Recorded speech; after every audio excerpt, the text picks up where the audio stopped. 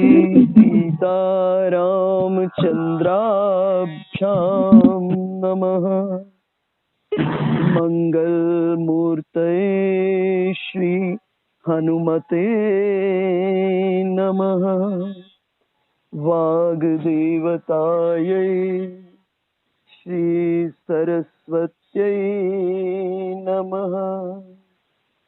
श्रीरामः शरणं समस्तजगतां, रामं विना का गतिः।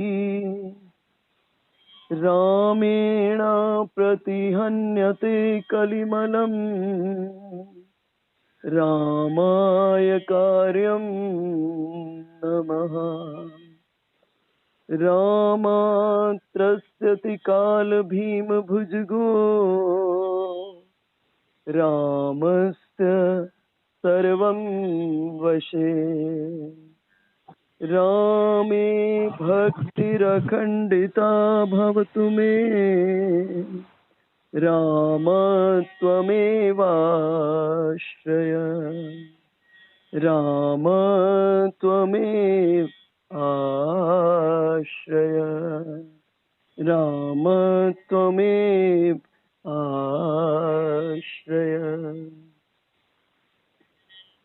कल के सत्संग सत्र में हम चर्चा कर रहे थे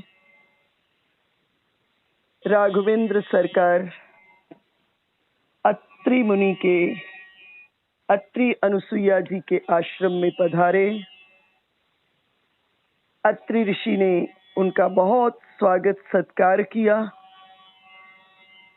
आनंदित हुए दर्शन करके। और अनुसुईया जी ने सीता जी को दिव्य वस्त्र और आभूषण पहनाए, जो सदा निर्मल रहने वाले थे, जो कभी भी निर्माल्यता को प्राप्त होने वाले नहीं थे। सुंदर सुंदर वस्त्र, दिव्य वस्त्र, आभूषण पहनाए और सुंदर नारी धर्म का वर्णन किया। कहे, हे सीता जी को संबोधित कर रही हैं। यूं ये शिक्षा सीता जी को नहीं दी जा रही है, वो पराम्बिका जगदम्बिका है। सीता जी को इस जगह माध्यम बना करके जगत के लोगों के लिए अनुसुईया जी ये शिक्षा दे रही हैं। कह रही हैं, मातु पिता भ्राता हितकारी, मितप्रद सब सुनु राजकुमारी। अमित दानी भरता भय देही, अधम सो नारी जो सेव न तेहि। कहीं एक नारी के बहुत संबंध होते हैं जीवन में, माता पिता भाई, बहुत संबंध, और सब हितकारी होते हैं। परंतु इन सब के जो संबंध हैं, ये सब एक सीमा तक सुख देने वाले हैं। लेकिन एक नारी को अपने पति से जो सुख प्राप्त होता है, वो असीम सुख होता है। और वो नारी अधम है जो ऐसे पति की सेवा नहीं करती है। आगे कह रही है कि पति की कैसी मर्जी स्थिति परिस्थिति हो जाए, समय का कुछ मालूम नहीं है, कब किसके साथ क्या हो जाए। और विवाह से पहले भी ऐसी बात हो सकती है। तो बोले, वृद्ध रोग बस जड़ धनहीना, अंध बधिर क्रोधी अति दीना। कहे, पति वृद्ध हो, रोग हो जाए, रोगी, मूर्ख हो, पैसा नहीं हो उसके पास, निर्धन हो, अंधा हो, बहरा हो, क्रोधी हो, बहुत दीन हो। बोले, ऐसे पति कर किए अपमाना, नारी पाव जमपुर दुख नाना। ऐसे पति का भी अपमान करने से स्त्री यमपुर के, नरक के नाना प्रकार के दुखों को भोगती है। मुझे लगता है ये एक मर्यादा का कोड है, समाज को मर्यादित रखने के लिए। हमारे राम कथा के अंतर्गत, क्योंकि श्री राम मर्यादा पुरुषोत्तम, उन्होंने जगत में जीव को उत्तम सुख भोगने के लिए एक मर्यादा, एक कोड का निर्माण कर दिया है। और व्यक्ति जब उस मर्यादाओं के बीच में रहता है तो वो अपने जीवन के भीतर में सुख को प्राप्त करता है। आज समस्या क्या हो गई? छोटी छोटी प्रॉब्लम्स के कारण, मैं एक जर्नल पढ़ रही थी, बहुत पुरानी बात कह रही हूँ, अभी भी नहीं, बहुत पुरानी बात, करीब करीब 10 साल पहले की बात है, कि एक जर्नल को मैं पढ़ रही थी, एक मैगजीन पढ़ रही थी। उसमें लिखा कि उन्होंने वर्णन किया कि पिछले 10 सालों में इस देश में 30% डाइवोर्स रेट बढ़ गया है। आज तो बहुत ज्यादा बढ़ गया है, लेकिन मैं 10 बरस पुरानी बात कह रही हूँ। क्यों? सिर्फ इस बात का कि हमको अपने धर्म का ज्ञान नहीं है, हमको धर्म की बाउंड्रीज का ज्ञान नहीं है। आज जीवन में कोई माइनस आया है, आज जीवन में कोई अभाव आया है, आज जीवन में कोई तकलीफ आई है, निश्चित पूर्व में हमसे कोई असावधानी हो चुकी है। और शास्त्र का कथन है, अवश्यमेव भोक्तव्यम कृतम कर्म शुभाशुभम। जो हमने शुभ और अशुभ कर्म किए उसे भोगे बिना ब्रह्मा की सृष्टि के भीतर में किसी को छुट्टी नहीं है, वो भोगना ही पड़ेगा हम आपको, किसी को छुट्टी नहीं है यहाँ पर। अगर हमको इन सब बातों का, धर्म की मर्यादा, धर्म ने जो हमारे विकास के लिए जो कोड को बनाया, जो नियमावली का निर्माण किया, उस नियमावली पर हम चलते हैं, एक तो पहली बात, हम जो दुख भोग रहे हैं वो दुख बड़ा कम अनुभव होगा। समझ आएगा कि हमारा ही कुछ किया हुआ है, अब काटना हमको ही पड़ेगा। बोया हमने ही था, काटना हमको ही पड़ेगा। जब हमारा ही बोया हुआ है तो हमको इसको काटना ही पड़ेगा। अब भलाई इसमें है कि हम इसको मुस्कुरा के काटें। आप जन्म कुंडली में देखते हैं ना, तो उसमें 12 खाने हैं, तो उसमें सबसे सबका रिलेशन, पूर्व में हमने किसके प्रति क्या किया, वो रिलेशन सारे के सारे वैसे के वैसे रखे हुए। अगर इन सब बातों की हमको समझ आ जाए तो जो पूर्व में हमसे असावधानी हो गई वो किसी ना किसी रूप में आज हमको भोग करके उसका हिसाब किताब चुकाना ही पड़ेगा। तो इसका ज्ञान होगा तो व्यक्ति अपनी मर्यादाओं में, अपनी बाउंड्रीज में बना रहेगा और समाज भी व्यवस्थित बना रहेगा। तो कहा, वृद्ध रोग बस जड़ धनहीना, अंध बधिर क्रोधी अति दीना, ऐसे उपति कर किए अपमाना, नारी पाव जमपुर दुख नाना, एक ही धर्म एक व्रत नेमा, काय बचन मन पति पद प्रेमा। बोले कि एक ही नारी के जीवन के भीतर में व्रत, एक ही धर्म होना चाहिए। क्या? कि शरीर, मन और वाणी से अपने पति के चरणों में प्रेम करना स्त्री के लिए उत्तमो उत्तम व्रत, उत्तमो उत्तम नियम स्त्री के लिए कहा है। कहा कि एक स्त्री को सहज में मुक्ति मिल जाएगी अगर वो अपने जीवन में पतिव्रता धर्म को, पातिव्रत धर्म को निभाती है। इसलिए शास्त्र की मर्यादा के अनुसार स्त्री के लिए उसका मूल धर्म यहीं से शुरू होता है और इसी धर्म की रक्षा करते करते वो अन्य धर्मों को निभाए, वो पूजा करे, वो जप तप करे, जो करना है वो करे, लेकिन धर्म मूल में क्या रखे? वो धर्म मूल में रखे कि उसको पातिव्रत धर्म का पालन करना है। शास्त्रों में ऐसी मान्यता है कि ब्राह्मण यदि संध्या न करे और भगवान शंकर का रुद्रा अभिषेक कर दे, तो शंकर भगवान उसका अभिषेक स्वीकार नहीं करते। वैसे स्त्री अपने पति की सेवा ना करे, उसकी बात ना माने, उसका कहा ना करे, उसको ठीक से रखे नहीं, तो कितना ही दर्शन करे, कितनी ही कथा वार्ता करे, कितना ही उपवास करे, सब बेकार साबित हो जाता है। तो इस जगह बहुत बड़ा सुंदर सीता जी को निमित्त बना करके हम जगत के लोगों के लिए अनुसुईया जी ने पातिव्रत धर्म का उपदेश किया। इधर राघवेंद्र सरकार अत्रि मुनि के आश्रम से विदाई लिए आगे बढ़े। रास्ते में विराध नाम का राक्षस, उसका उद्धार किया। ऋषि शरभंग के आश्रम में गए। शरभंग मुनि कब से प्रतीक्षा में थे।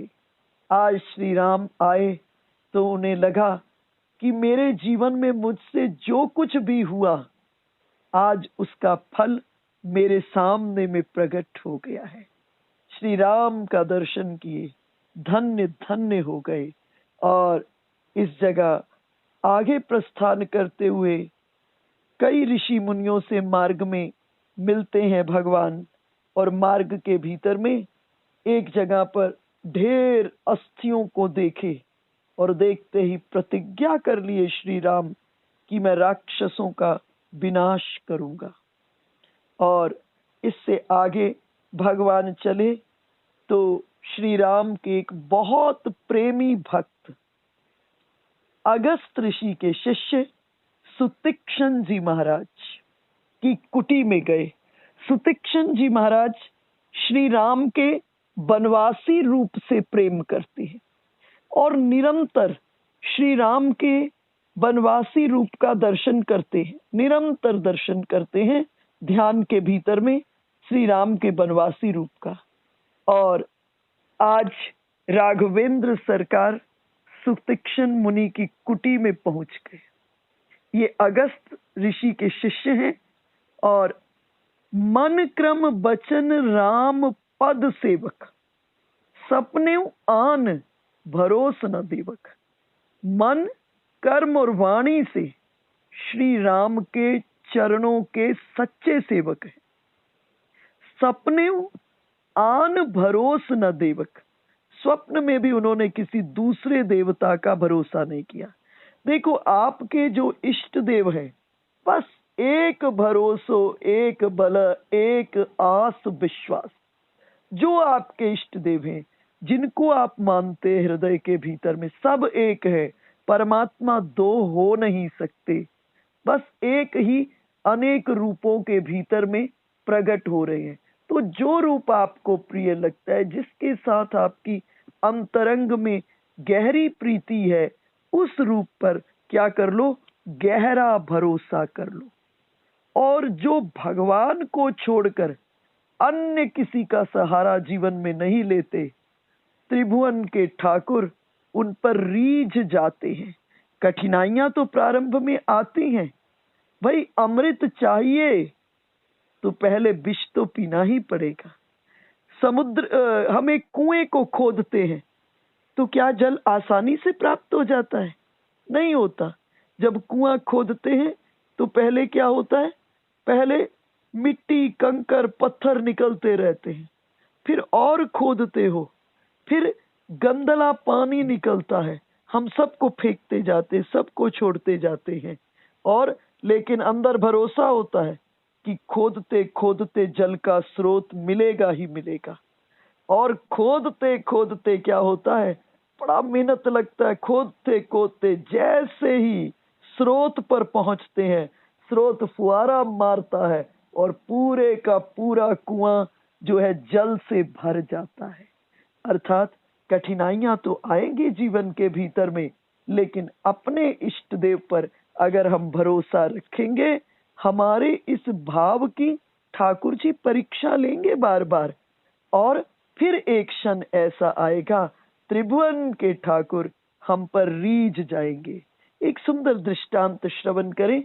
जगन्नाथपुरी में एक व्यक्ति जिनको भयंकर कुष्ठ रोग था, सारे शरीर में कुष्ठ रोग, और 12 बरस तक, निरंतर 12 बरस तक भगवान जगन्नाथ के दर्शन करने गए, और कभी भगवान जगन्नाथ को कुछ नहीं कहे, कि कभी नहीं कहे अपनी पीड़ा को, कभी नहीं कहे प्रभु को ऐसा कर दो।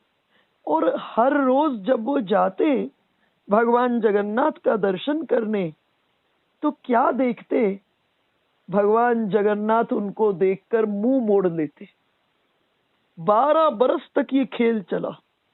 रोज गए, और जब भगवान जगन्नाथ का दर्शन करने लगते तो उनको लगता भगवान जगन्नाथ ने मुख मोड़ लिया। आज 12 बरस के बाद स्वप्न के भीतर में भगवान जगन्नाथ ने दर्शन दिया, और दर्शन देकर कहा कुछ मांगो। और आज जब प्रातः काल जगे तो जग करके स्वप्न की स्मृति के बारे में सोचे भगवान ने कहा कुछ मांगो, आज प्रभु से मांग लेता हूं। भले स्वप्न में ही कहा है, आज मांग लेता हूं। आज जब मंदिर गए, प्रभु का दर्शन करते हुए मांगे, प्रभु शरीर में बड़ी पीड़ा है, इस रोग से मुक्त करो। जैसे ही कहा, आज भगवान ने मुख मोड़ा नहीं। आज भगवान मुख नहीं मोड़े। तो इस व्यक्ति ने प्रभु से प्रश्न किया कि प्रभु 12 बरस में निरंतर आया, कभी आपसे कुछ नहीं मांगा, शरीर में इतनी भयंकर पीड़ा, कभी कुछ आपसे नहीं मांगा, और जब आपका दर्शन करने लगता मुझे ऐसा लगता आप मुझसे मुख मोड़ लेते। आज मैंने आपसे मांग लिया और आज आपने मुख भी नहीं मोड़ा। भगवान ने कहा मैं क्या बताऊं तुम्हें, तुम्हारे शरीर में इतनी पीड़ा, इतना कष्ट, इसके बावजूद बिना नागा तुम 12 बरस आए और तुमने कुछ नहीं मांगा। मेरे मन में, मेरे अंदर साहस ही नहीं होता था कि मैं तुमको देख पाऊं। इतनी पीड़ा में भी कहीं कोई मांग नहीं। जीवन के भीतर में मेरे भीतर में साहस ही नहीं होता था कि मैं तुम्हारा सामना कर सकूं। आज तुमने कुछ मांग लिया है, मैं तुमको देखने पाने की हिम्मत कर रहा हूं। अर्थात जो इस परीक्षा पर सफल हो गया, इस कड़ी परीक्षा में सफल हो गया, उस पर त्रिभुवन के ठाकुर की कृपा रीझ करके हो जाती है। भगवान उस पर रीझ जाते हैं। तो सुतीक्षण मुनि श्री राम के अनन्य प्रेमी, और सुतीक्षण मुनि को भगवान ने एक बार दर्शन की दिए, और जब से दर्शन दिए सुतीक्षण मुनि नेत्र बंद करके बस उसी बनवासी रूप का दर्शन करते हैं। कह रहे सुतीक्षण मुनि, नहीं सतसंग जोग जप जागा, नहीं सतसंग जोग जप जागा, नहीं दृढ़ चरण कमल अनुरागा। जीवन के भीतर में प्रभु, ना तो मैंने सत्संग ही किया, ना योग, ना जप, और ना ही यज्ञ किया। नहीं दृढ़ चरण कमल अनुरागा, न ही प्रभु आपके चरण कमलों में मेरा दृढ़ अनुराग है, प्रेम है। लेकिन एक बानी करुणा निधान की, सो प्रिय जाके गति न आन की। मुझे लेकिन इतनी बात का भरोसा है कि जो किसी दूसरे का सहारा नहीं लेता, भगवान को वो बहुत प्रिय होता है। जो जगत में अन्य सहारों पर विश्वास नहीं करता, अन्य सहारों पर भरोसा नहीं करता, वो प्रभु का अति प्रिय हो जाता है।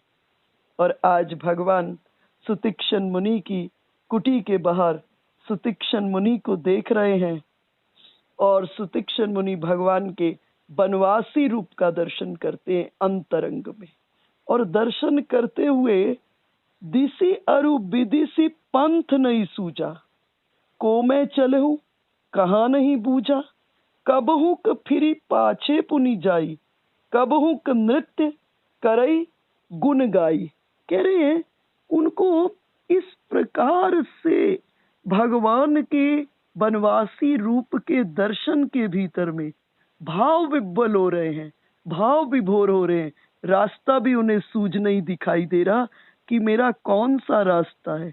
कोई नहीं, मैं कौन हूं ये भी उन्हें याद नहीं, मैं कहाँ जा रहा हूं इसका भी ज्ञान नहीं। कभी आगे चलते हैं, कभी पीछे चलते हैं, परंतु प्रभु के गुण गा गा करके नाच रहे हैं। और अविरल प्रेम भक्ति मुनि पाई। इसने इस अद्भुत जो भक्ति सुतीक्षण जी ने पाई, प्रभु राघवेंद्र सरकार वृक्ष की ओट में लुके हुए इसका दर्शन कर रहे हैं, मुनि की इस भक्ति का दर्शन कर रहे हैं। और अतिशय प्रीति देखी रघुबीरा, प्रगटे हृदय हरन भव भीरा। और मुनि का अत्यंत प्रेम देख करके और उसी वक्त भगवान मुनि के हृदय में प्रकट हो गए। सुतीक्षण मुनि प्रेम करते हैं बनवासी रूप से, और भगवान बार बार मुनि को ध्यान से अलग करने का प्रयास कर रहे हैं, क्योंकि उनको तो ध्यान में आनंद आ रहा है। और इधर श्री राम आकर खड़े हो गए, लेकिन नेत्र बंद है, नाच रहे हैं, आनंदित हो रहे। तो भगवान बार बार मुनि को जगाने का प्रयास कर रहे हैं, ध्यान से अलग करने का प्रयास कर रहे हैं। मुनि ही राम बहु भांति जगावा, बहुत तरह से जगाने का प्रयास कर रहे हैं। जाग न ध्यान जनित सुख पावा, जाग नहीं रहे हैं क्योंकि ध्यान में बनवासी रूप का आनंद ले रहे हैं। तब भगवान क्या किए, भगवान चतुर्भुज रूप में मुनि के हृदय में चले गए और बनवासी रूप को हटा दिए। जैसे ही चतुर्भुज रूप में भगवान मुनि के हृदय में प्रवेश किए, मुनि की स्थिति बिल्कुल वैसे ही हो गई जैसे मणि वाले सर्प के सिर से कोई मणि निकाल ले तो सर्प व्याकुल हो जाता है। सुतीक्षण मुनि की भी स्थिति वैसी ही हो गई। लगा सुतीक्षण मुनि को जैसे ही बनवासी रूप ओझल हुआ, चतुर्भुज रूप हृदय में प्रकट हुआ, सुतीक्षण मुनि नेत्र खोले। जैसे ही नेत्र खोले, क्या देख रहे हैं, सामने में वही बनवासी रूप खड़ा हुआ है। सामने में राघवेंद्र सरकार खड़े हुए हैं। आनंदित हो गए सुतीक्षण मुनि, धन्य हो गए सुतीक्षण मुनि। और भगवान सुतीक्षण मुनि को अपनी भक्ति प्रदान किए। और इसके बाद प्रभु आज आनंद से बैठे हुए हैं, आनंद से प्रभु बैठे हुए हैं। तब उस वक्त लक्ष्मण जी के मन में कुछ प्रश्न हुए और लक्ष्मण जी कहे कि प्रभु मुझको बताइए कि भक्ति किसको कहते हैं, ज्ञान वैराग्य माया ये किसको कहते हैं, मुझे इसको विस्तार से बताइए। ईश्वर जीव भेद प्रभु, ईश्वर जीव भेद प्रभु सकल कहौ समुझाई। जाते होई चरण रति शोक मोह भ्रम जाई। ईश्वर जीव भेद प्रभु सकल कहौ समुझाई। जाते होई सभी लोग म्यूट कर लीजिए, सभी लोग म्यूट कर लीजिए। जाते होई चरण रति शोक मोह भ्रम जाई।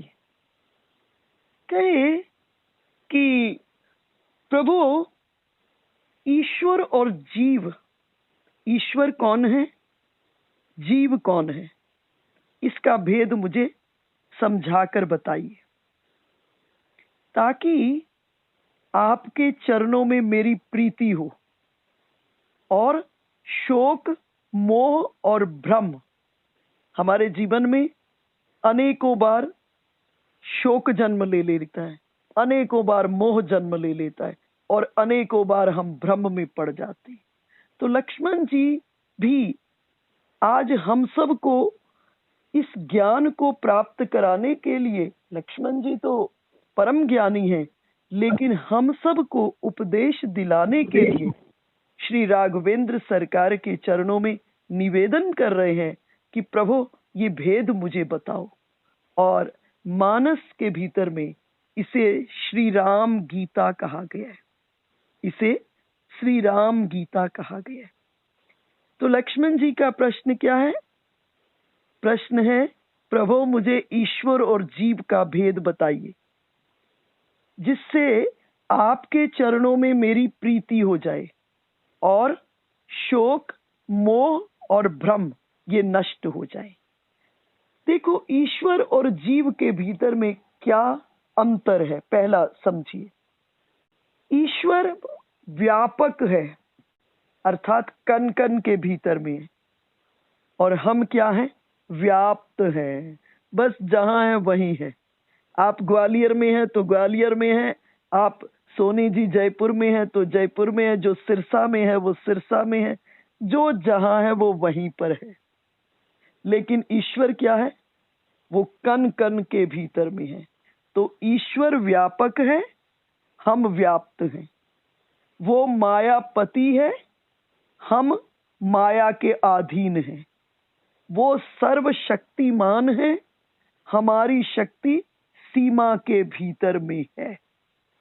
तो एक ये ऊपर से दिखने वाला जो सबसे बड़ा अंतर, ये हमको समझना चाहिए कि जीव और ब्रह्म के भीतर में क्या भेद है। ठीक है। अब माया किसे कहते हैं? माया का अर्थ रुपये पैसे, सोना चांदी, ये बड़े बड़े घर परिवार महल, सगे संबंधी, ये माया का कारण नहीं है, इसको माया नहीं कहते हैं। माया का अर्थ होता है मेरे का भाव। माया का अर्थ है हमारे मन का प्रक्षेपण। माया का अर्थ है हमारे मन के उलझने की आदत। जहां जहां मन उलझता है वहां वहां माया जन्म ले लेती है। जहां जहां मेरे का भाव जन्म ले लेता है वहां वहां माया जन्म ले लेती है। इसको भीष्म कह रहे हैं महाभारत में, द्वयक्षरस्तु भवेन मृत्यु, त्रयक्षरम ब्रह्म शाश्वतम, ममेति च भवेन मृत्यु, न ममेति च शाश्वतम। कहे 2 अक्षर मम, जिसका अर्थ है मेरा, ये मौत है। जहां मेरा आता है ना, जिसे जहां मेरा आया वहां आसक्ति जन्म ले लेती है। देखो, जिसको हम अपना मानते हैं वहां मेरापन आ जाता है, और जहां मेरापन आ जाता है वहां आसक्ति आ जाती है, और जहां आसक्ति आ जाती है अंत में उसका कारण दुख होता है, क्योंकि संसार का लक्षण है अशाश्वतम और दुख आलयम। वहां सब कुछ टेम्परेरी है यहाँ पर, और यहाँ पर जो कुछ भी है वो दुख का घर है। तो जो 2 अक्षर है म अर्थात मम, मेरा, ये क्या है? ये मौत है। और त्रयक्षरम ब्रह्म शाश्वतम, 3 अक्षर न मम, मेरा नहीं, ये क्या है? ये आनंद है, ये अमृत है, ये अमृत है। तो जहां जहां मेरापन जन्म ले लेता है, अर्थात जिसको हम अपना मानते हैं वहां मेरापन है, सीधी बात। तो जैसे एक ट्रेन एक्सीडेंट होता है, ट्रेन एक्सीडेंट में बहुत लोग मर गए, हम सोचते हैं, थोड़ा दुख होता है, परंतु बहुत ज्यादा पीड़ित नहीं होते। वही मोहल्ले में या किसी प्रिय व्यक्ति की आसपास में मृत्यु हो जाती है, तो जितना संबंध होता है, जितनी डिग्री का संबंध होता है, जितनी संबंध का घनत्व होता है उतनी पीड़ा हमको होती है। और वही मृत्यु घर में हो जाती है तो हम छाती पीट पीट कर रोना प्रारंभ कर देते। घटना तो एक ही है ना, मृत्यु, परंतु ट्रेन एक्सीडेंट में हमें कहाँ पीड़ा है। वो दूर के मोहल्ले में किसी की मृत्यु हो गई, हमको कितनी पीड़ा है, बहुत कम है। लेकिन जिस घर में हुई, क्योंकि उसको हमने अपना माना है, वहां मेरापन हो गया, और मेरापन होने से क्या हो गई, आसक्ति हो गई। और आसक्ति का परिणाम क्या हुआ, आसक्ति का परिणाम हुआ दुख हुआ। तो माया का अर्थ क्या है, मेरे का भाव। माया हमारे मन के उलझने की आदत है। इसको एक छोटे से दृष्टांत के माध्यम से समझिए। राजा हुए भर्तरी जी, आपने नाम सुना होगा भर्तरी जी का। भर्तरी जी जितना किसी ने भोग को भी नहीं भोगा, बहुत भोग को भोगे, तब अपने भोग के अनुभव से उन्होंने एक ग्रंथ लिखा जिसका नाम है श्रृंगार शतक। फिर उसके बाद भर्तरी जी जितना वैराग्य भी किसी को नहीं हुआ, फिर एक ग्रंथ को लिखे जिसका नाम है वैराग्य शतक। भर्तरी जी एक दिन अपने महल में बैठे हुए थे।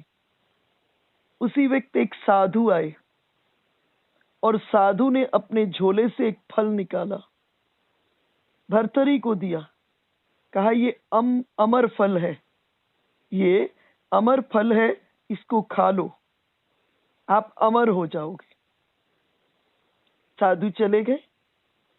भर्तरी सोचने लगे, मैं तो राजा हूं ही, सब सुख सुविधाएं व्यवस्थाएं मेरे पास हैं ही, अमर होकर क्या करूंगा। ऐसा करता हूं, इस फल को महारानी को खिला देता हूं। पिंगला को बुलाए, महारानी को, कहे ये खाएगी तो सदा सुंदरी रहेगी, मुझे सब सुख भोग की प्राप्ति होगी इसके माध्यम से। तो लेकर के महारानी को दे दी। महारानी सोची मैं तो पहले ही महारानी हूं, सब सुख सब भोग मुझे प्राप्त हैं। और ये महारानी आगे प्रेम करती थी सेनापति से। सोची सेनापति अगर ठीक रहेंगे तो मुझे सब प्रकार से सुख भोग की प्राप्ति होगी। सेनापति को बुलाई और बुला करके उस फल को दे दी, कही इसको तुम खा लो। सेनापति आगे प्रेम करते थे एक ब्राह्मणी से। सोचे मुझ पर तो महारानी की कृपा है ही, इस फल को खाकर मुझे क्या लाभ। ऐसा करता हूं, उस ब्राह्मणी को देता हूं, वो खाएगी, अक्षुण्ण यौवना रहेगी, मुझे सुख प्राप्त होगा। और ब्राह्मणी को दे दिया फल। ब्राह्मणी बहुत सजग थी, सोची इस हाड़ मांस के शरीर को ये अमर फल खिला करके क्या फायदा। हमारे राजा भर्तरी जैसा कोई प्रजा को प्रेम करने वाले और न्यायप्रिय प्रजापालक राजा नहीं हुए। ऐसा करती हूँ, ये फल भर्तरी को ही दे देती हूँ, राजा को दे देती हूँ। और फल लेकर ब्राह्मणी आई और भर्तरी को दे दी। भर्तरी की आत्मा कांप गई। पूछा उस ब्राह्मणी से, फल कहां से मिला। ब्राह्मणी ने कहा, मुझे एक सेनापति प्रेम करता है आपका, उसने ये फल दिया। सेनापति को बुलाए कि तुमको ये फल कहां से मिला। सेनापति ने कहा, महारानी ने फल दिया है। हृदय हाहाकार कर लिया। एक क्षण में यू टर्न हो गया जिंदगी का। बहुत सुख भोगा था, आज एक क्षण में वैराग्य जन्म ले लिया। एक क्षण में अपने छोटे भाई वीर विक्रमादित्य का उन्होंने राज्य अभिषेक किया और चल दिए महलों से जंगल की ओर। साथ में दो चीजें ले लिए, एक तकिया और एक लोटा। सोचे शायद इसके बिना मेरा जीवन न चल पाएगा। वन में पहुंचे, देखे एक व्यक्ति वृक्ष के जड़ के पास, जो मोटा मोटा सा बना होता है, उस पर सिर रखा हुआ है और रख करके आराम से सोया हुआ है। सोचे कि इस तकिए की भी आवश्यकता नहीं, फेंके तकिए को और बैठ गए। तभी देखे वो व्यक्ति जगा, शौच आदि से निवृत्त हुआ और उसी सरोवर के जल के माध्यम से उसने अपने को पवित्र किया इत्यादि। तो बोले लोटे की भी आवश्यकता नहीं, फेंक दी। अब बिल्कुल दीनहीन अकिंचन लेकिन अंतरंग के भीतर में प्रभु का प्रेम और वैराग्य, गहरे वैराग्य में एक दिन बैठे हुए थे। तभी क्या देखे कि एक घुड़सवार आया और उस घुड़सवार के झोले से एक बड़ा सा हीरा निकला और निकलकर भर्तरी के सामने में गिरा। जैसे ही गिरा, ध्यान में बैठे थे, चमचमाया हृदय, हीरा चमचमाया, दृष्टि मिली, हीरे को पहचाने और उठे, ध्यान से हीरे को उठा लिए। जैसे ही हीरे को उठाए, अपने मन पर हंसी आ गई। मन को कहे, ए मन, अभी भी तू इन हीरों को पहचानता है? कितने अरबों खरबों के हीरे तूने महलों के भीतर में छोड़ दिए, अभी भी तू इस हीरे को पहचानता है? अभी भी तू इस हीरे के लिए तड़पता है? अपने मन पर हंसी आ गई भर्तरी जी को। और तभी क्या देखे भर्तरी जी, एक दूसरी दिशा से एक घुड़सवार आया और इधर से एक घुड़सवार आया इस हीरे को लेने के लिए। और एक की तलवार एक की छाती में और दूसरे की तलवार दूसरे की छाती में, दोनों के दोनों वहां ढेर हो गए।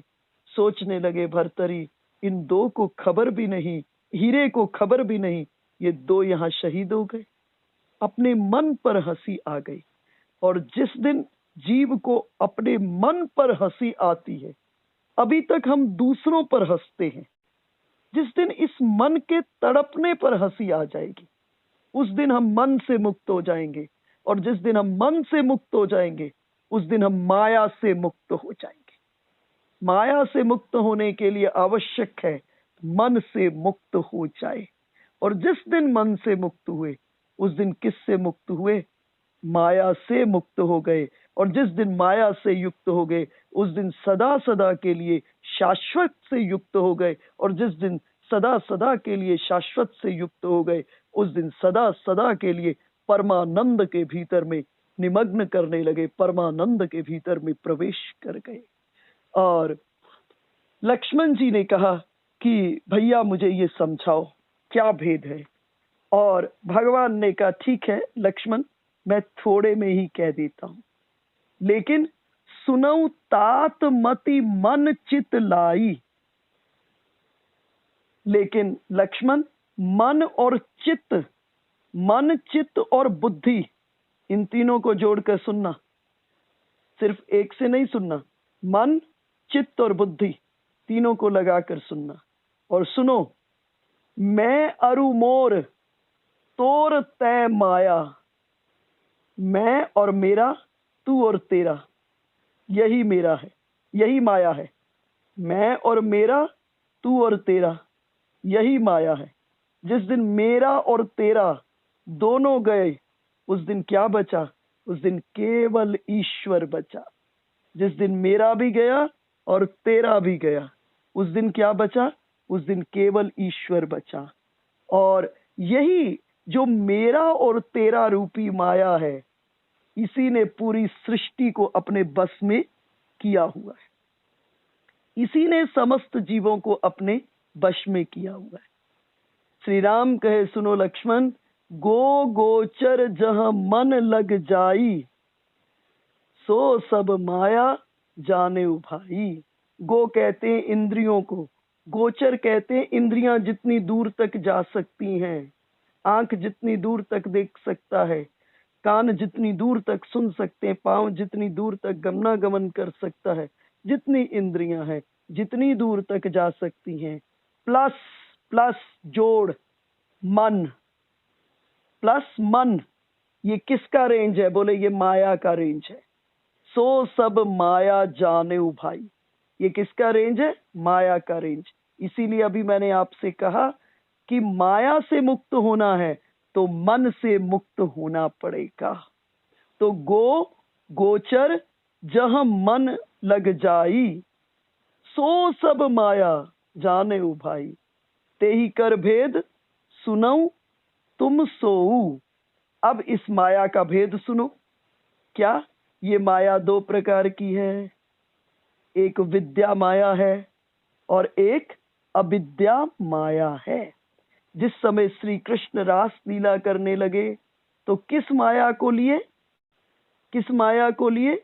योग माया मुपाश्रिता। योग माया का अर्थ है यहां पर विद्या माया को भगवान स्वीकार किए। जो माया जीव को परमात्मा से, कृष्ण से जोड़ने वाली थी, जो माया जीव को कृष्ण से जोड़ने वाली है, वो कौन सी माया है? वो विद्या माया है। तो माया दो प्रकार की है, एक विद्या माया, एक अविद्या माया। तो भगवान कहे कि जो अविद्या माया है ये तो बड़ा कष्ट देने वाली है। एक दुष्ट अतिशय दुख रूपा, जाबस जीव पड़ा भवकूपा। ये जो अविद्या माया है ये बड़ा कष्ट देने वाली है। और इस माया के चक्कर में पड़कर फिर क्या है? पुनरपि जननम पुनरपि मरणम। बार बार जन्मेंगे, बार बार मरेंगे। एक रचई जग गुण बस जाके, प्रभु प्रेरित नहीं निज बल ताके। बोली दूसरी कौन सी है? बोले विद्या माया है। और जो विद्या माया क्या करती है? वो प्रभु से प्रेरित होती है। उस विद्या माया का अपना कोई बल नहीं होता, वो प्रभु से प्रेरित होती है। और जब जीव प्रभु से जुड़ता है तो उस विद्या माया के माध्यम से जुड़ जाता है। आगे चर्चा बहुत सुंदर की है, बड़ा अद्भुत विषय है। इसे मानस का राम गीता कहा गया, श्री राम गीता।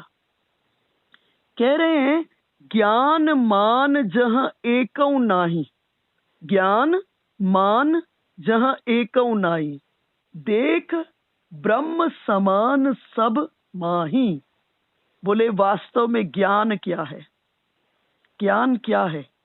बोले ज्ञान वो है जहां पर अहंकार, मान का दोष नहीं है। जो सृष्टि के कण कण के भीतर में ब्रह्म को ही देखता है, परमात्मा को ही देखता है। कहे लक्ष्मण, उसी को इस संसार में वैराग्यवान मानना, उसी को संसार में बैरागी मानना, जो सारी सिद्धियों को, तीनों गुणों को तिनके के समान त्याग दिया है। कल हम चर्चा किए थे अत्रि और अनुसुईया। कौन है अत्रि? यत्र त्रय नास्ति, जहां पर तीनों गुण नहीं है। तो भगवान भी यहाँ कह रहे हैं कि वास्तव में बैरागी कौन है? बोले जो सभी सिद्धियों को और तीनों गुणों को तिनके के समान, त्रिन सम सिद्धि तीनी गुण त्यागी, जो तीनों गुणों को त्रिन के समान त्याग दिया है। देखो पहली बात कह रहे हैं ज्ञान मान जहां एकौ नाही।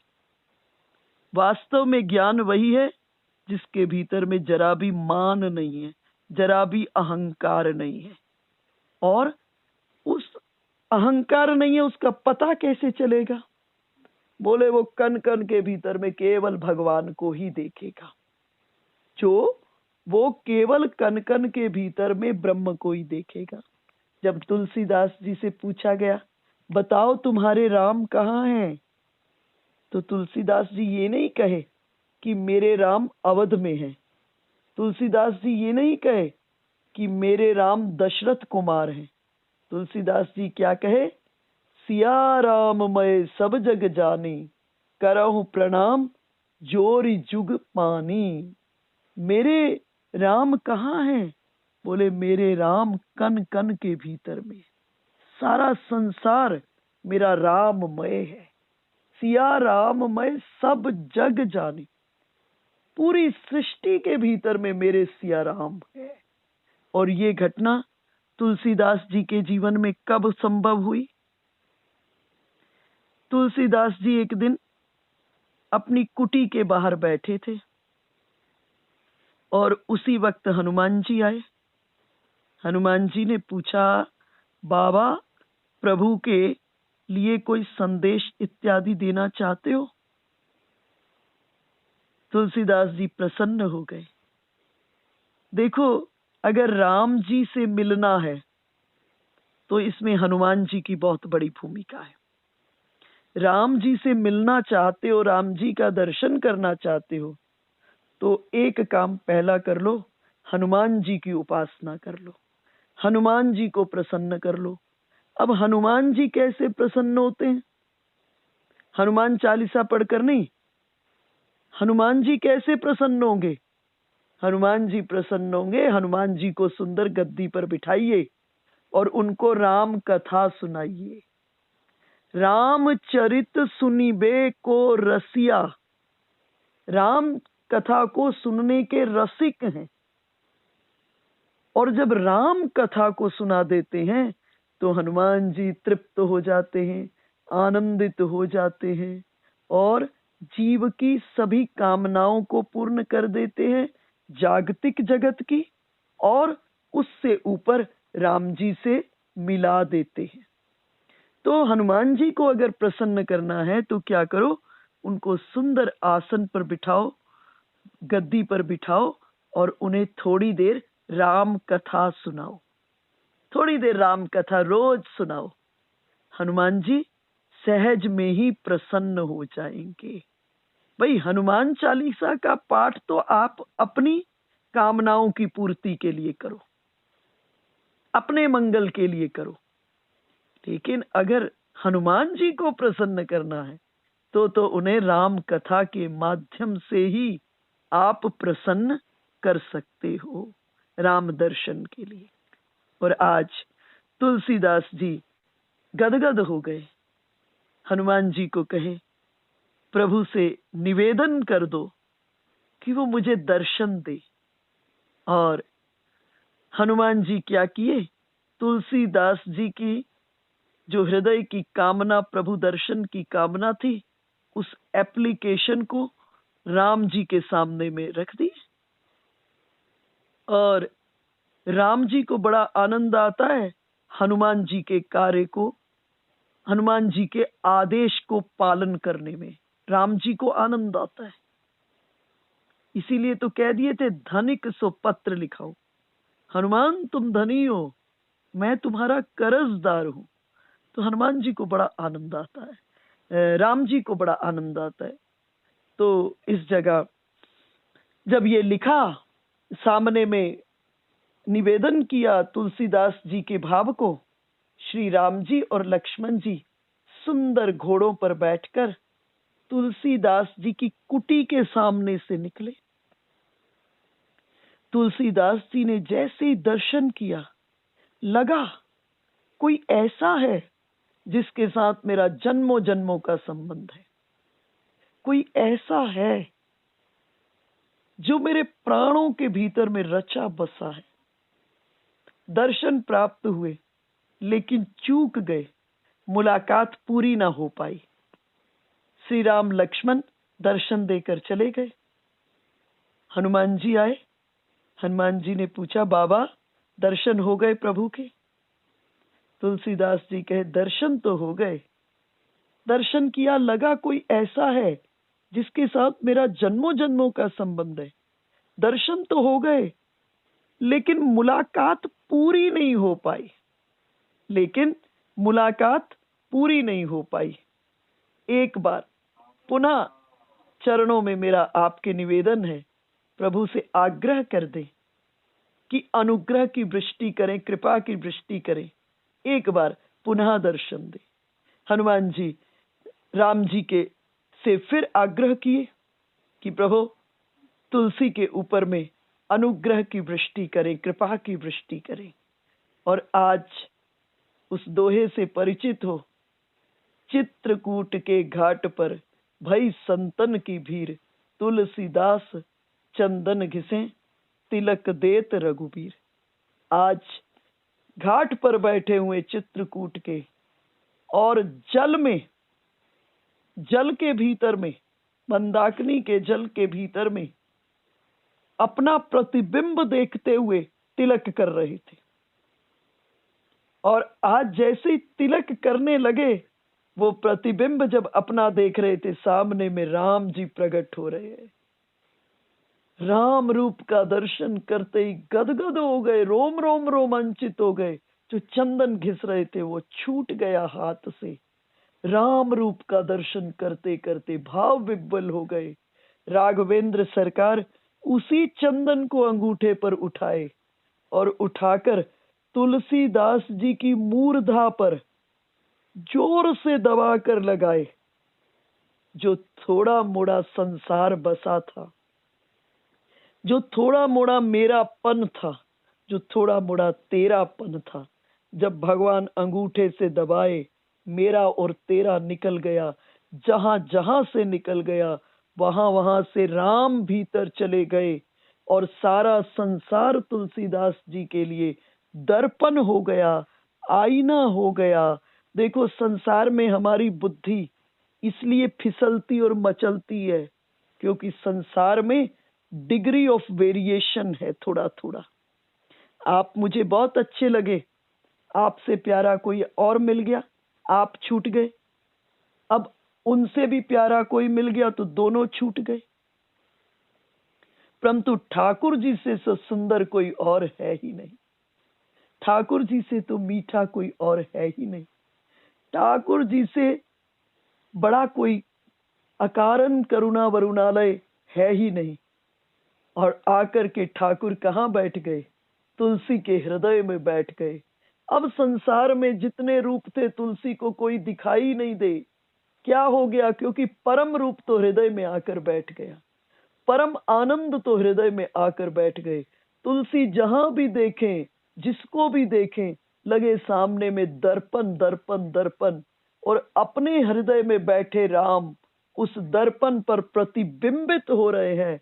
और जब दर्पण पर प्रतिबिंबित हो रहे हैं तो बोल उठे, सिया राम मैं सब जग जानी, करहूं प्रणाम जोरी जुग पानी।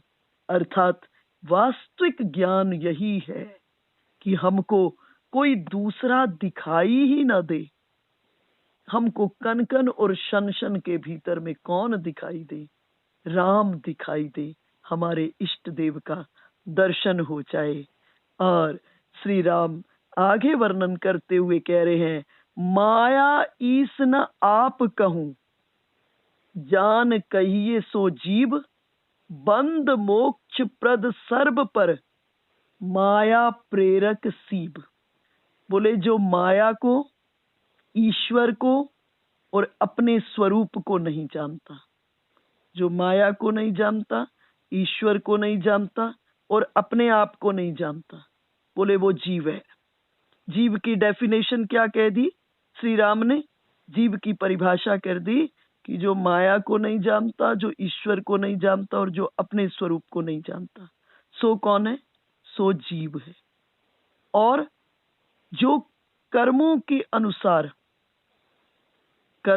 अनुसार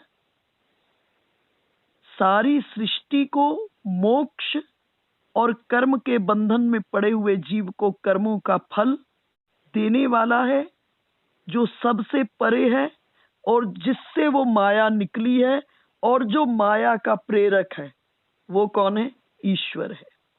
ईश्वर कौन है? कि हमने जो कर्म किए उसका बंधन, कर्मों के बंधन में जो हम फंसे हैं, अर्थात फल भोग, और दूसरा उससे ऊपर मोक्ष को देने वाला कौन है? ईश्वर है। जो माया का प्रेरक है और प्रेरक होकर माया से रहित है, वो कौन है? ईश्वर है। और जिस दिन श्रीमद् भागवत महापुराण में भी व्यास जी कह रहे हैं, चार को तत्व जिज्ञासा, कहे प्रत्येक व्यक्ति को ये चिंतन करना चाहिए, मैं कौन हूं, मेरा यहां आने का उद्देश्य क्या है, मैं कहां से आया हूं, मुझे जाना कहां है। इस चार को व्यास जी क्या कह रहे हैं, तत्व जिज्ञासा। ये तत्व जिज्ञासा है और प्रत्येक व्यक्ति को इन चार प्रश्नों का उत्तर जानने का प्रयास करना चाहिए। और ये चार प्रश्नों का जवाब भी हमें हमारे भीतर ही मिलेगा, जब हम अपने भीतर प्रवेश करेंगे, जब हम भगवान के सानिध्य में चले जाएंगे, जब हम भगवान को कर्ता मानेंगे और इन सब बातों का चिंतन करेंगे, तो इन प्रश्नों का जवाब हमको हमारे भीतर मिलेगा। और व्यास जी कह रहे हैं, प्रश्नों का जवाब मिलते ही भिद्यते हृदय ग्रंथि, छिद्यन्ते सर्व संशया, क्षीयन्ते चास्य कर्माणि, दृष्ट्वा एवा आत्मनि ईश्वरे। बोले भिद्यते हृदय ग्रंथि, हृदय की ग्रंथि का भेदन हो जाएगा। छिद्यन्ते सर्व संशया, हमारे भीतर में जितने संशय हैं सब खत्म हो जाएंगे। क्षीयन्ते चास्य कर्माणि, जो हम कर्मों की डोर से बंधे हुए हैं, वो कर्मों की डोर भी है, उस बंधन से हम आप मुक्त हो जाएंगे। श्रीमद् भगवत गीता में कृष्णचंद्र स्पष्ट कह दिए, ज्ञानग्नि दग्ध कर्मानम तमाहु पंडिता बुधा। बोले ज्ञान की अग्नि के भीतर में सामर्थ्य है कर्म के बंधनों को भस्म करने की, और जीव को कर्म के बंधनों से मुक्त करने की सामर्थ्य है। तो प्रत्येक व्यक्ति को हमको प्रयास करना चाहिए। देखो, हमने सबको जाना, 4 दिन किसी से मिलते हैं ना, 4 दिन किसी से मिलते हैं, कहते हैं हमारे घर आओ ना, लेकिन हमने अपने को नहीं जाना। इसलिए गुरु की भूमिका यहीं पर है। गुरु की और कोई यूज नहीं है, गुरु का सिर्फ यही यूज है जो तुम्हारी तुमसे मुलाकात करा दे, तुम्हारी तुमसे मुलाकात करा दे। यही गुरु की एप्लीकेशन है यहाँ की। और तुम्हारी तुमसे मुलाकात कराने के बाद तुमको वो दृष्टि प्रदान कर दे कि सृष्टि के कण कण के भीतर में उस परमात्मा की हमको अनुभूति होने लगे, अनुभूति होने लग जाए। बस अनुभूति से यात्रा प्रारंभ हो जाएगी। धीरे धीरे ये कटता जाएगा और एक क्षण ऐसा भी आ जाएगा हम कण कण क्षण क्षण में उसको अनुभव करने लग जाएंगे।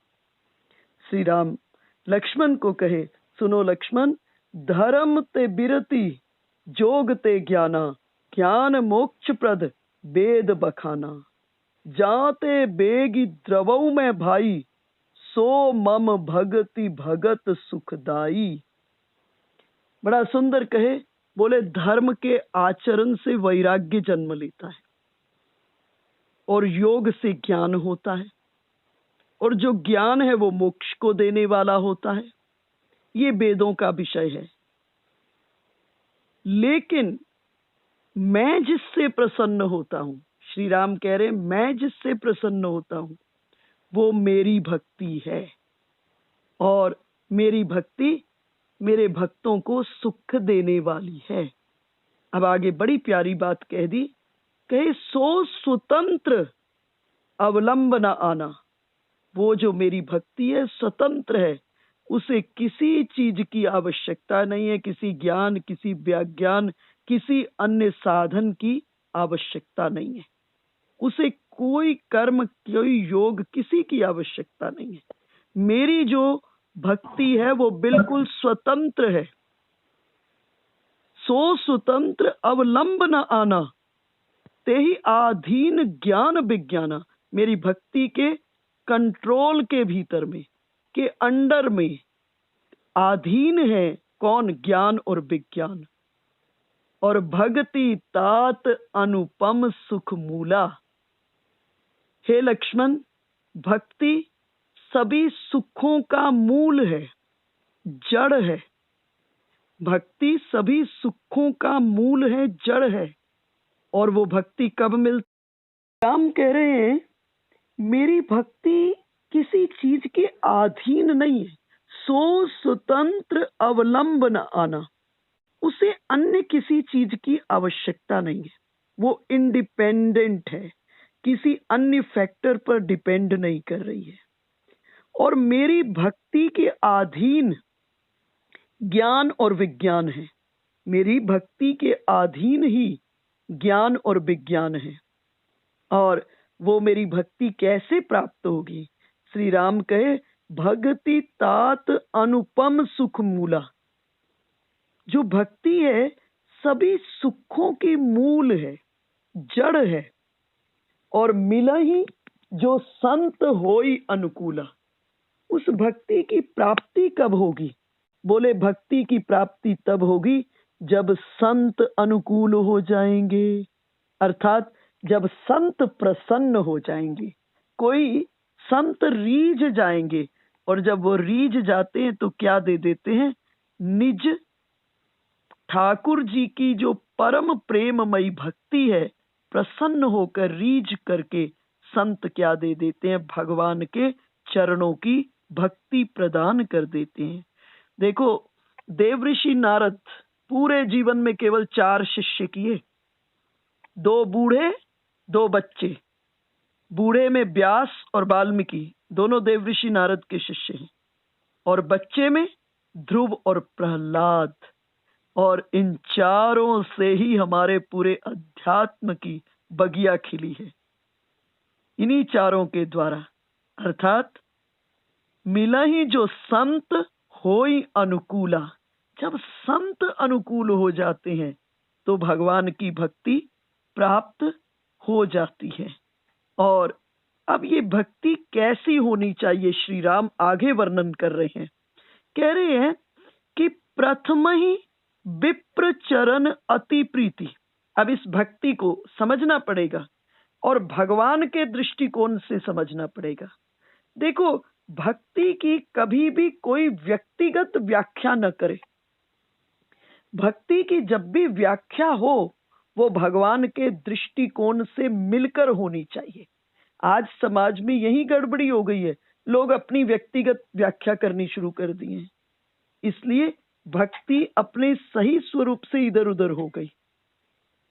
भक्ति की जब भी व्याख्या हो वो भगवान के दृष्टिकोण से मिलकर होनी चाहिए। जब भगवान किसे भक्ति कह रहे हैं, भगवान किसे भक्त कह रहे हैं, जब उस दृष्टिकोण को देखेंगे तो भक्ति सही स्वरूप में जीवन में आएगी। तो श्री राम क्या कह रहे हैं, भक्ति क्या है? बोले सबसे पहला स्टेप, प्रथम ही विप्र चरण अति प्रीति। पहला चरण क्या है? ब्राह्मणों के चरणों में प्रीति। निज निज कर्म निरत श्रुति रीति। पहला ब्राह्मणों के चरणों में बहुत प्रीति, और दूसरा वेद की रीति के अनुसार जो शास्त्रों ने हमें आदेश किया है, अपने अपने कर्मों में लगा रहना। देखो, गोपियां हैं, नित्य प्रातःकाल अपने सभी जितने कर्म हैं उनको करती हैं। प्रातःकाल में आपने कथा को श्रवण किया, मार्गशीर्ष मास में गोपियां जमुना में स्नान करती हैं और कात्यायनी की पूजा करती है ना। वेदोक्त विधि ने से वो कात्यायनी की पूजा करती है। इसलिए पहला तो ब्राह्मणों के चरणों में अत्यंत प्रीति हो, और दूसरा जो शास्त्रों ने, वेद ने हमको आदेश किया है, उन सबको के माध्यम से हम अपने कर्मों में लगे रहें। शास्त्र किसको क्या क्या आदेश किया है उसको हम अपने जीवन के भीतर में फॉलो करें। और जब ये 2 फॉलो करेंगे, इन 2 पर चलेंगे, तो इसका परिणाम क्या होगा? बोले एही कर फल पुनि विषय विरागा। जब इन 2 पर चलेंगे तो क्या होगा? विषयों से वैराग्य जन्म लेगा। और जब विषयों से वैराग्य जन्म ले लिया, विषयों से वैराग्य हमारे जीवन में जन्म हुआ, इसकी पहचान क्या होगी? श्री राम कह रहे हैं तब मम धर्म उपज अनुरागा, तब मेरे के भीतर में, मेरे धर्म में आपका प्रेम उत्पन्न होगा, और तब जीवन के भीतर में नवदा भक्ति दृढ़ होगी, और मम लीला रति अति मनमाही, और मन में मेरी लीलाओं के प्रति अत्यंत प्रेम जन्म लेगा। संत चरण पंकज अति प्रेमा, बोले जिसका संतों के चरणों में अत्यंत प्रेम हो। मन क्रम वचन भजन दृढ़ नेमा, मन वाणी और कर्म से भजन का दृढ़ नियम, भजन को नहीं छोड़ना, मन वचन कर्म से भजन का दृढ़ नियम, जो आपने नियम है उसका दृढ़ नियम। आज गड़बड़ी क्या होती है, थोड़ी सी प्रतिकूलता आती है, थोड़ी सी प्रॉब्लम होती है, कुछ नहीं छूटता हमारे जीवन का, केवल पूजा छूट जाती है, कुछ नहीं छूटता, भजन छूट जाता है। तो बोले ध्यान रखना है, मन क्रम वचन भजन दृढ़ नेमा, मन वचन और कर्म से भजन का दृढ़ नियम लेना है। गुरु पितु मातु बंधु पति देवा, मुझको ही, बस ये सूत्र समाज में आज समझने लायक है, इससे लोग डेविएट हो गए, इससे लोग अलग दिशा में छोड़ने लगे हैं इसको। भगवान की वाणी है, कह रहे हैं गुरु पितु मातु बंधु पति देवा, बोले जो मुझको ही गुरु के रूप में, मुझको ही पिता के रूप में, मुझको ही माता के रूप में, मुझको ही भाई के रूप में, और मुझको ही पति और देवता सब कुछ जाने, और उन सब की सेवा में दृढ़ हो। अर्थात समाज के भीतर में, घर परिवार में रहते हुए आपको कर्तव्य कर्म छोड़ने के लिए भगवान ने नहीं कहा है। अपने कर्तव्य कर्मों को आपने ईमानदारी से करना है। अक्सर लोग भक्ति में जब आने लगते हैं ना, क्योंकि शास्त्र को शास्त्र की दृष्टि से श्रवण नहीं करते, राम जो कह रहे हैं राम की दृष्टि से भक्ति का अनुसंधान नहीं करते, और जब नहीं करते तो फिर ऊपर ऊपर बातों में कहेंगे हम तो नहीं संसार के बच्चों के झगड़े में पड़ते, हम नहीं इस चक्कर में फंसते। अरे नहीं, ये आपकी ड्यूटीज हैं, and you are suppose to do them properly. आपको उन्हें खूबसूरती से करना है। ये भगवान ने अपनी फिल्म में आपको रोल दिया है, और इनको खूबसूरती से आपको निभाना है। जो पुत्र अपने पिता की सेवा ठीक से कर रहा है, किस रूप में कर रहा है? पुत्र अपने पिता के भीतर में प्रभु का रूप देख रहा है। जो पुत्र अपनी माँ में प्रभु का रूप देख रहा है, जो पुत्र अपने भाई में प्रभु का रूप देख रहा है, ठाकुर जी वैसे ही रीझ जाएंगे, अलग से कुछ करना ही नहीं पड़ेगा। अब रामायण तो खूब पढ़ो, और 2 गज जमीन के लिए भाई से कोर्ट में लड़ो, तो राम जी थोड़ा प्रसन्न होंगे। अरे भाई, ले गया 2 गज जमीन, तुम्हारा भाई ले गया, भाई तो तुम्हारा ही है, क्या फर्क पड़ जाएगा? ये वृत्ति जब तक जीवन के भीतर में नहीं आएगी, तब तक राम जी प्रसन्न नहीं होंगे। कह रहे ये सब हो जाए, उसके बाद मम गुण गावत पुलक शरीरा। अब ये भी समझना है, मम गुण गावत पुलक शरीरा, मेरे गुणों का गान करते हुए शरीर रोमांचित हो जाए। गदगद गिरा नयन बह नीरा, बोले वाणी गदगद हो जाए, नेत्रों से प्रेम के आंसू बहने लगे। आज यहाँ भी गड़बड़ी हो जाती है। बोले हमको तो वो बड़े प्यारे लगते हैं ना, बस उन्हीं की कथा अच्छी लगती है, वो भजन अच्छा गाते, वो अच्छा लगता है। अरे नहीं, वो की भूमिका ही नहीं है, भूमिका तो भजन की है। मेरे प्रभु का नाम राम लिया है, वो कोई ले ले, उसको सुनते ही पुलक शरीरा, शरीर पुलकित हो जाए, रोम रोम रोमांचित हो जाए, वाणी गदगद करने लगे, नेत्रों से अविरल अश्रुधार बहने लगे। और जब ये हुआ तो ठाकुर जी रीझे। फिर उनको रिझाने के लिए कुछ अलग करने की जरूरत नहीं है। काम आदि मद दंभ न जाके, तात निरंतर बस में ताके। बोले काम मद और दंभ जिसमें नहीं हो लक्ष्मण, मैं सदा उनके बस में रहता हूं। भगवान क्या कह रहे हैं? मैं सदा उनके बस में रहता हूं। और बचन करम मन मोरी गति, भजन करही निष्काम, तिनके हृदय कमल महु, करहु सदा विश्राम। जो मन कर्म और वाणी से, जिनको कर्म वचन और मन से मेरी ही गति है, अर्थात हर चीज में मेरे साथ जुड़े हुए, जो भी करते हैं मेरे साथ जुड़े हैं और मेरी प्रसन्नता के लिए करते हैं, निष्काम भाव से जो मेरा भजन करते हैं, बोले उनके हृदय कमल में मैं सदा विश्राम करता हूं।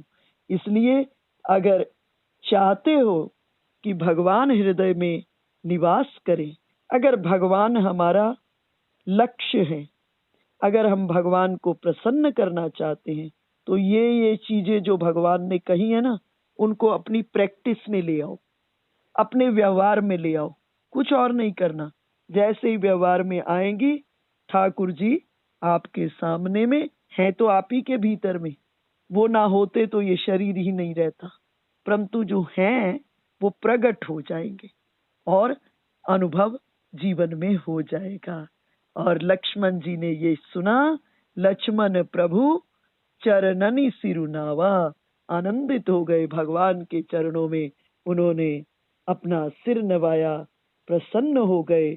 और इसके बाद अगला जो विषय है वो पंचवटी में भगवान प्रवेश करेंगे, और पंचवटी में शूर्पणखा का किस प्रकार से लक्ष्मण जी नाक कान काटते हैं, खरदूषण का किस प्रकार से उद्धार करते हैं, उसके बाद मारीच का उद्धार करते हैं, इन सब कथा पक्षों को कल के सत्संग सत्र में हम चर्चा करेंगे।